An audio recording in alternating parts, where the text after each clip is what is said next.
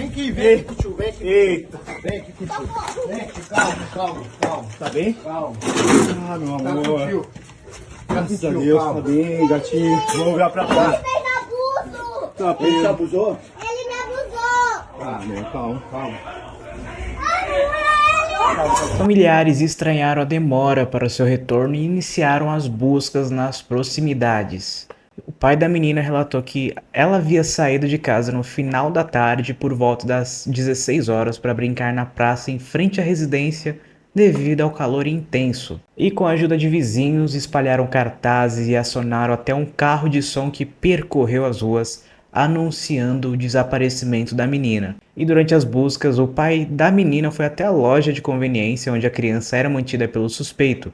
Ele contou em depoimento à reportagem da RBS TV que estranhou a conduta do homem quando perguntou sobre a sua filha. Ele descreve que uma música alta tocava no local, o que chamou a atenção. E ele também suspeitou de um arranhão no nariz do suspeito. A Brigada Militar e a Polícia Civil foram chamadas e, por meio de imagens de câmeras de segurança, identificaram a menina entrando na loja. E ao chegarem no local, os agentes ouviram gritos de socorro vindos do interior do estabelecimento. E uma busca imediata foi realizada e a criança foi encontrada presa em um compartimento escondido. E esse crime aconteceu no dia 26 de fevereiro de 2025, em Tramandaí, Rio Grande do Sul. E esse caso dá medo da gente ter filho nos dias de hoje, né? A gente vai analisar uma dúvida que esse caso trouxe, que é: o que levaria um adulto de 61 anos a desejar uma criança de 9? Então, somente veja esse vídeo se quiser aprender sobre comportamentos desviantes e o lado sombrio da mente humana. E aí, galera, tudo bacana com vocês? Eu sou o Psiconauta, sou psicólogo pós-graduado em psicologia jurídica e pós-graduando em perícia criminal e medicina legal. Então, se tem tretas, eu taco psicologia de uma forma mais leve aqui pra gente conversar sobre as coisas da vida aí que são bizarras de entender, né? Se vocês perguntam, nossa, como fulano consegue fazer tal ato criminoso, tal comportamento bizarro, como que esse pensamento veio na minha cabeça, eu te ajudo a entender, né? Lembrando que essa é uma análise de traços psicológicos e criminais com base nas informações disponíveis nos portais de notícia, ou seja, não há exposição de informações pessoais além das que já estão na mídia, já de conhecimento público, né? Eu preciso falar isso porque naquele vídeo aí do PC Siqueira muita gente achou que tá errado fazer análise dessa forma, sem ter contato direto aí com a pessoa e como se fosse falta de ética. Fala, não, galera, aqui a gente tá para estudo, não é um vídeo de diagnóstico, mas de estudos de traços psicológicos e comportamentos que podemos observar de forma pública. E aqui nesse canal a gente não entra só no caso criminal, como também na mente do criminoso em demais casos absurdos do dia a dia.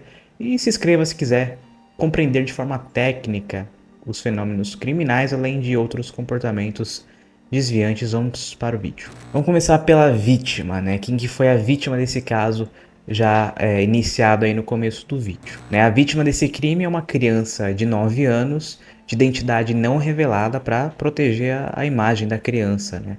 Então não tem mais informações além disso. Agora, sobre o comportamento pré-crime, ou seja, o que a vítima fez antes de ser vítima desse crime, como falado também, segundo o pai da criança, a menina tinha saído para brincar na praça que fica em frente à residência da família a cerca de 20 metros, ou seja, muito próximo. Basicamente você vê a praça do portão, né?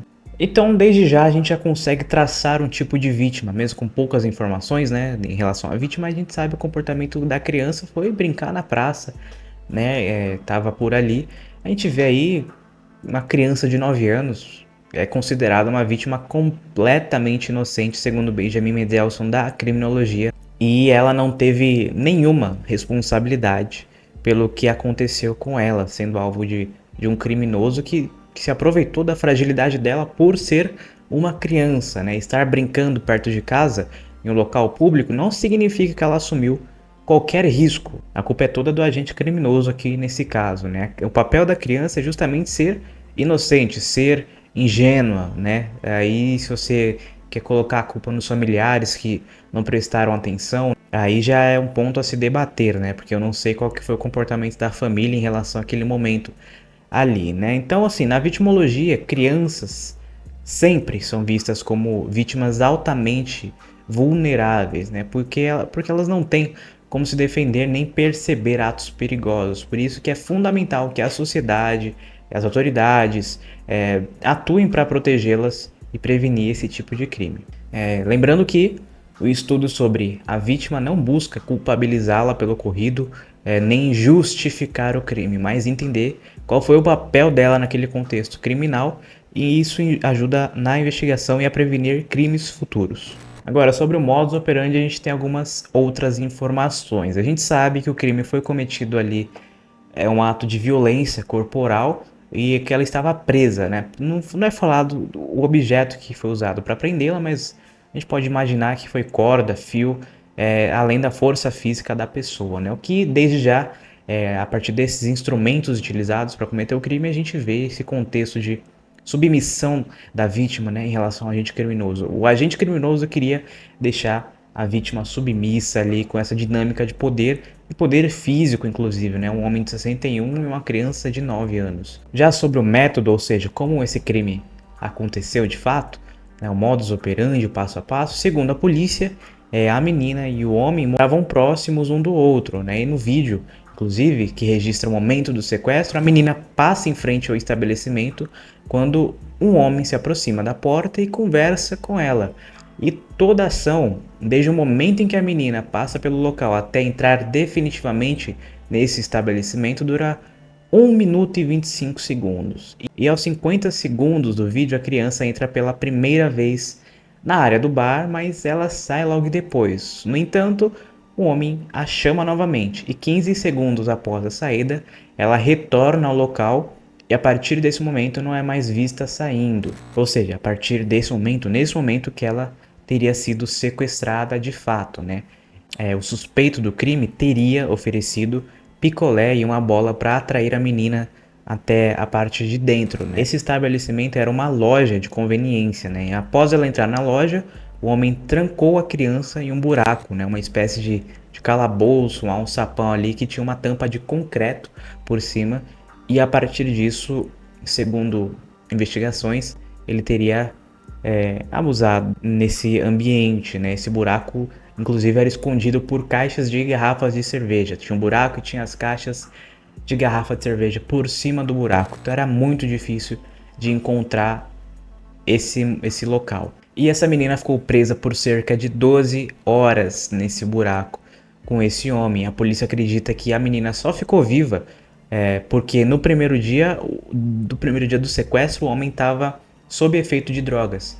E também as investigações apontam que o homem teria trancado ela nesse alçapão porque pretendia continuar os abusos no dia seguinte, além de querer tirar a vida da criança depois que ele terminasse ali os atos libidinosos, né? E durante a noite ele ainda agrediu a criança com socos e a deixou sem água. Ou seja, a gente analisando esse modus operandi, a gente vê que esse tipo de crime contra uma criança, né, e o cativeiro em que ela foi mantida refletem justamente essa busca de controle total e dominação, né? Tanto pelo modo que foi, os instrumentos utilizados já indicam isso, e o modo que tudo aconteceu, né? Essa figura maior contra a figura menor, e você prende a pessoa e priva ela de tudo que ela pode sentir vontade ali.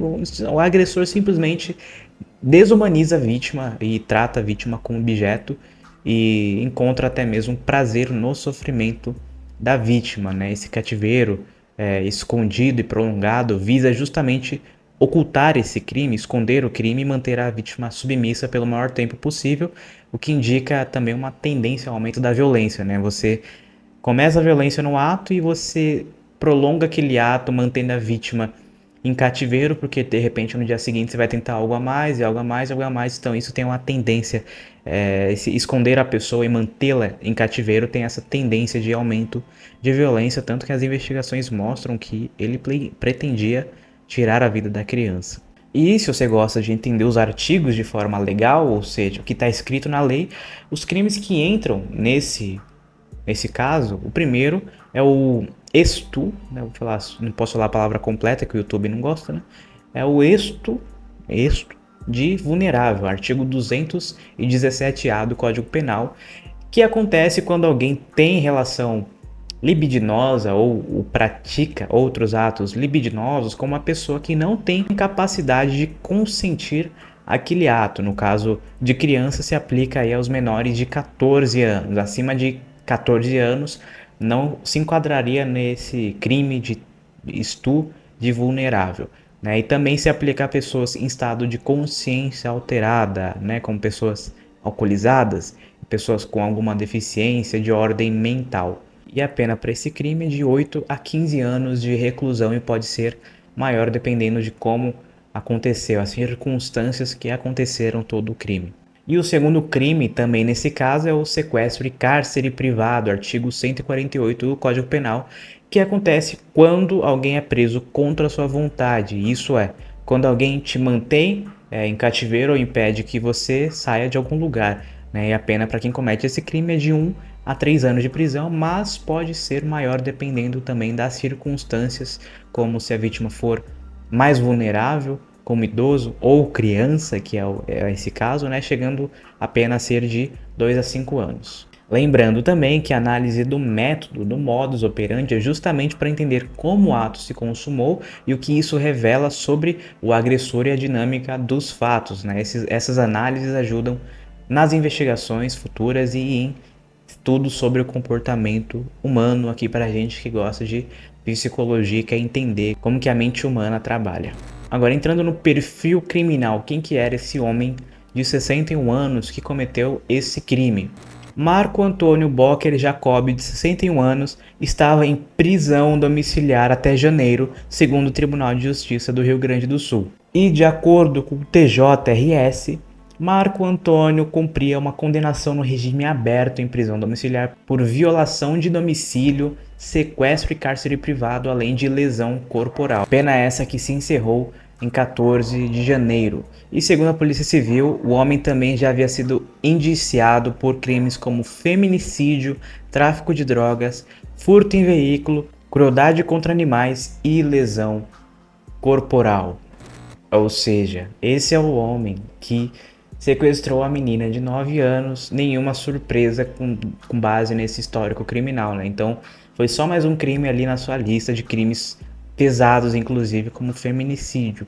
E aí a gente tem alguns traços de personalidade observados a partir desse histórico dele e do crime cometido, que a gente pode dar uma analisada aqui. Antes do crime, por exemplo, a gente viu que ele cometeu muitos crimes contra direito privado alheio, no caso aí, tanto o corpo, né, furto, domicílio. Ele realmente não tem respeito ao direito alheio. A gente vê também crimes contra a integridade física e desejos impulsivos e agressivos em tudo isso, tudo misturado, né? Desrespeito pelo outro, inclusive até animais, nem animais escaparam desse homem. Isso antes do crime citado aqui, né? Durante esse crime citado, o caso atual, a gente vê principalmente o controle e abuso, né? A gente vê que ele coloca a vítima em estado de submissão, que é algo comum em crimes libidinosos, né? Você forçar a vítima a estar abaixo de você com uma certa violência e agressividade. O desejo toma conta e se torna algo impulsivo, como nesse caso que a gente vê aqui. E isso mesmo que tem um mínimo de planejamento, como nesse caso que ele soube como atrair a vítima, né? Ele planejou atrair a vítima com um picolé, com uma bola. Parece que foi algo planejado por esse momento específico, ao invés de apenas puxar a menina para dentro à força, né? É algo que ele parecia estar habituado com atos criminais, segundo o histórico dele. Então é natural que ele tenha mais jeito para cometer um crime de uma forma mais simples, mais fácil, uma forma que ele não seja pego ali no momento. Claro que não pensou nas consequências, que é muito comum em criminosos que agem por impulsos, né, por desejos libidinosos, porque eles não se contêm e acabam deixando muitos rastros e inclusive nem percebem que tem vários vestígios ali, como a câmera de segurança filmou, se tornando uma prova. Já o pós-crime, não houve pós-crime, porque ali mesmo ele deixou de existir e, enfim, né, já eu falo disso. Só que se a gente for pensar numa hipótese de transtorno de personalidade para relacionar com esse caso, não que ele tenha, é o transtorno de personalidade antissocial, né? Não que ele tenha, né? Não estou dando diagnóstico aqui, mas se assemelha bastante aqui os traços que eu citei aí nesse contexto criminal dele. Geralmente no transtorno de personalidade antissocial, o TPA, a gente vê comportamentos que envolvem uma falta de respeito pelo direito dos outros de uma forma geral e repetitiva, né? Além do padrão de comportamentos impulsivos, agressivos, o que caracteriza essa incapacidade de aprender com as consequências das suas ações, né? Pessoas que não conseguem manter relações saudáveis por conta dessa impulsividade que sempre leva a um ato criminal. Um exemplo cotidiano disso seria alguém com TPA que se envolve constantemente em brigas de trânsito, né? Ele não respeita sinais de trânsito, ignora essas leis e não se importa se está colocando em risco a segurança dos outros, até a de si mesmo, né? E quando alguém confronta essa pessoa sobre esse comportamento perigoso, desconfortável, agressivo, a pessoa responde de forma agressiva sem demonstrar qualquer culpa, preocupação pelo impacto do que ela acabou de fazer ali. Ela simplesmente age impulsivamente, sem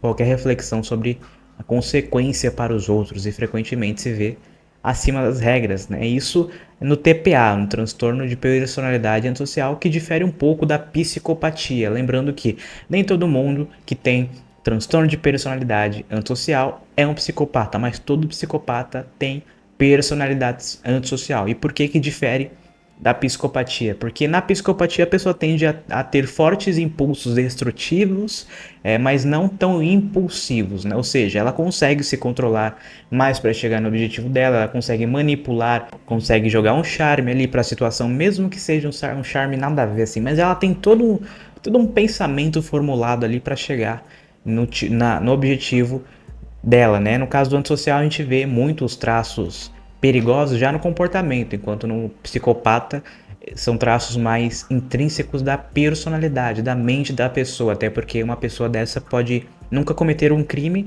o que não faz dela o não psicopata, né? Não precisa ser criminoso para ser psicopata. Então é mais difícil de detectar um psicopata porque ele tende a se esconder muito melhor, né? E o antissocial tende a ser mais impulsivo e é refletido isso muito no comportamento, que comete esses atos sem muito controle de forma repetitiva. Esse foi só um exemplo assim, de um possível transtorno, né? Caso você sinta medo de se deparar com pessoas assim, ou queira entender mais sobre a mente, como a mente dessas pessoas funcionam, a personalidade especificamente, eu recomendo o livro Personalidades Perigosas, do comportamentalista do FBI, Joey Navarro, que é muito bom e me guia aqui nas análises, nos roteiros. É da Darkside, eu amo a Darkside, eu recomendo bastante, link na descrição. E aí a gente, de forma psicológica, a gente tenta fazer algumas análises, né? Primeira dúvida que surgiu foi, no começo do vídeo, o que leva um adulto de 61 anos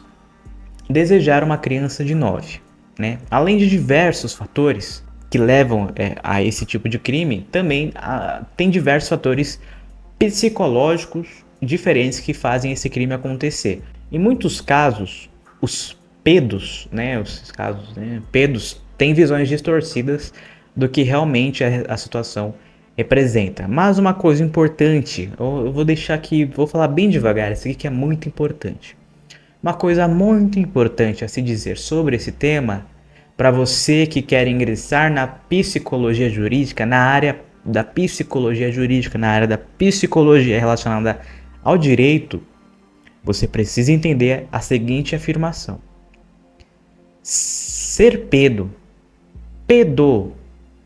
sabe, não é crime. Sei que parece uma afirmação absurda e tudo mais, mas de forma psicológica, teórica, ser pedo não é um crime, é uma parafilia, ou seja, um fetiche como qualquer outra, né? Eu tô falando devagar até pra você entender, para não ter mal entendido nisso aqui. É como, imagina alguém que gosta de pés, é uma preferência libidinosa, né? O que não significa que aquilo é um crime, ou seja, a pessoa tem aquele gosto dentro de si, né? É claro que você consumar o desejo pedo com uma criança é crime, mas não crime de pedo. Não existe crime de pedo. O crime é estupro de vulnerável, né? No nosso ordenamento jurídico, não há lei que tipifique o crime de pedo. Você não vai achar pedo na nossa lei, no Código Penal. O crime que está escrito é estupro de vulnerável. Assim também como não há o crime de necro.